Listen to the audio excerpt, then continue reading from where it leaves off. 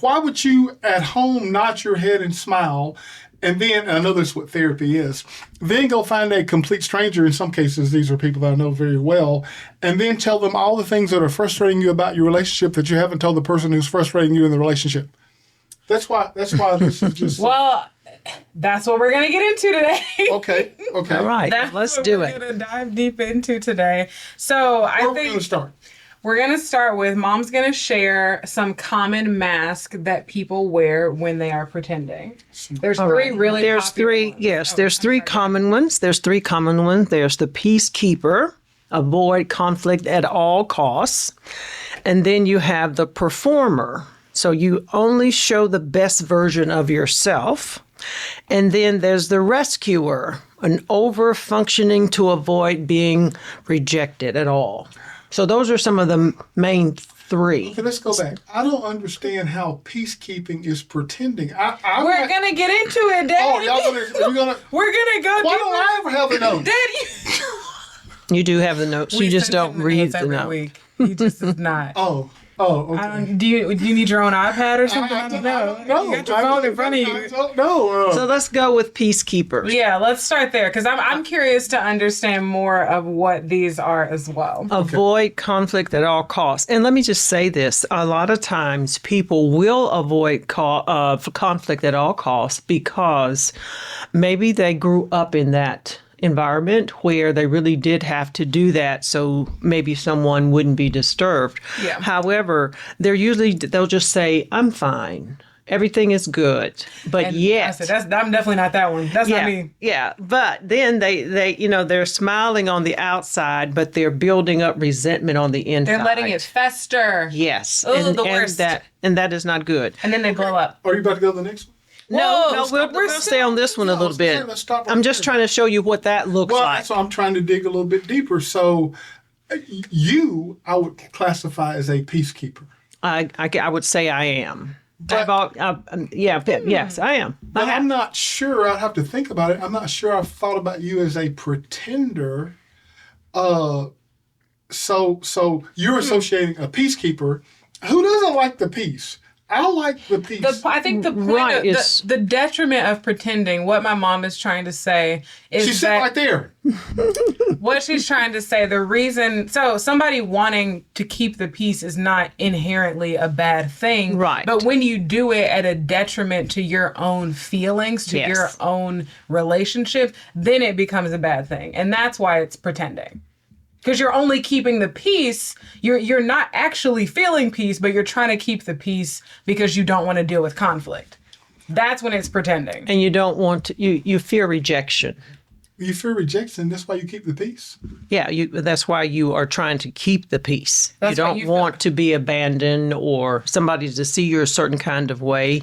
So they kind of confuse harmony with good health, with a healthy relationship. Oh, okay, I understand that. So yeah. Harmony is synonymous with all is good. But harmony, when you're suppressing things that are not harmonious, that's not good. Yeah. Okay, so there's the peacekeeper. Hey, is that any of you? Are you a peacekeeper? By the way, we want to hear from you. We want to hear your comments on these shows. So put it in the comments like, hey, Jim, in my relationship, I did this, or I wish I'd done that. I love to hear comments, read comments, and hear questions from you guys. And I want to tell you the downside of that after you finish. The downside of the peacekeeper? Yeah, the downside. Subscribing and sharing? You did not. Oh, let me pause the show. Job. This is super important. If this content is interesting to you and you think it's helpful, and we hope that it is, here's how you can help us help more people. By liking, subscribing, and sharing the podcast. Yes. The way it works is like the YouTube algorithm notices, looks like a lot of people are liking, subscribing, and sharing.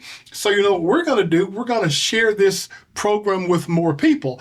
Whereas the algorithm goes like, nobody's liked, shared, or subscribed, so therefore this show must not be worth sharing with anybody. So you really, really, really help us when you do that. We'd appreciate you doing that. Back to our regular schedule program. Where were we? Mama's going to tell us the downside of the peacekeeper. Right. Conflict avoidance prevents honesty and repair. So over time, you're suppressing your feelings over and over and over, but it can backfire because then you become passive aggressive. Exactly. Yeah, and then you're like there's an emotional disconnect, so that becomes a problem. So it's so very important that of course, we want to keep the peace. However, it doesn't need to be to the detriment of yourself. So one form of pretending is a peacekeeper. I didn't see that initially, but I better understand the point. Mm-hmm. And you mentioned the fear of abandonment. Wow, that's some deep psychological baggage / history. I wonder what it is in my history, if you are to be believed, you two. I wonder what it is in my history that makes me, I want to be liked, but I'm less likely to pretend to be liked. I want to be liked for 100% of who I am. And I want you to see, back to our dating experience, I want you to see the 100% completely me, because part of what I'm thinking is, okay, if I'm pretending, I can't keep this up forever. So sooner or later, you're going to see the real me. And if I'm showing you a false me and you see the real me, why would I think that's going to create a problem? It reminds me, I used to play a lot of table tennis, ping pong. You did growing up. I mean, I had my whole little paddle.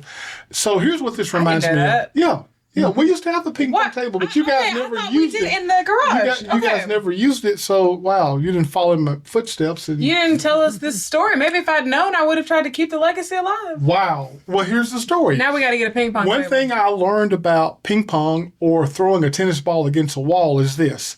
The way the ball comes off the paddle determines where it ends up. So you can hit the ball 1,000 times exactly the same, and it will respond exactly the same. You change one little thing, the whole trajectory of the ball has more spin on it. It goes over here instead of over there. Here's my point. When you become different, the person responding to you has something different to respond to, and therefore they respond differently. This is why pretending doesn't ever work. So you and I are in a relationship, 6 months, 6 years, it doesn't matter. I'm pretending, but it's not really me. Now, I can't pretend forever. So the minute I revert back to who I originally am, you start responding different because I give you something different to respond to. And now, for all I know, I'm sitting there going like, I can't believe how my wife has changed. I can't believe how my husband's changed. So pretending is just, are you not that comfortable with who you really are? Jim, if I show my true self, nobody will like me. Well, I don't think that's true unless you're like, horrible. Unless that's true. Yeah, I don't think that's true. Unless that's true. So anyway, does this make sense when I'm saying why I have trouble understanding pretending? It does make sense. It makes sense why you have trouble understanding it. I think the curious question is maybe like what you said, how did you get to that point, right? Because what you said was, you said you do want to be liked, you do want to keep everybody, the peace. I would think wants to be liked, yeah. But I think that, again, the difference here is like not everybody, in your case, you want to be liked, but not if it means pretending to be something else. Not if it means that you like me for somebody that I'm not. Right. And I don't know if everybody makes that distinction. I think especially in like middle school, high school, especially like at that age, you just want to be liked. You don't want to be bullied. Right. You don't want to. Right. And that's our whole society right now. That's how, that's what people look at with social media and everything. They're pretending to maybe be something that they're not, just to be accepted, just to be liked. I think sometimes with social media as well, it may not be that a person is pretending to be something that they're not. Sometimes it is with the influencer. Mm-hmm. But in my case, I felt like, well, I can't show you everything. Like, you'd have to follow me around for 24 hours a day to know every single thing that goes on in my life. So I think it sometimes comes off like, you usually see the highlights of people's lives. And I feel like we're getting away from that now. It's gotten better. Relatable. Yeah, it's more relatable it's gotten content. Better. It's more like day in the life every day. Mm-hmm. But before, the way that social media started is like you would show the best parts, the highlights. Mm-hmm. And so if you think about that became the standard of like, well, this is what I need to look like. This is what I need to act like. This is how how much money I need to make. When those things became the standard, well, then you do kind of start pretending because you want to be that person that has those things. And that takes us right into number 2, the second person, the performer. What was number 1 was the peacekeeper. Peacekeeper. Okay. Number 2 is the performer. The performer only shows the best version of themselves. Only shows the best, the best version. So what does this look like?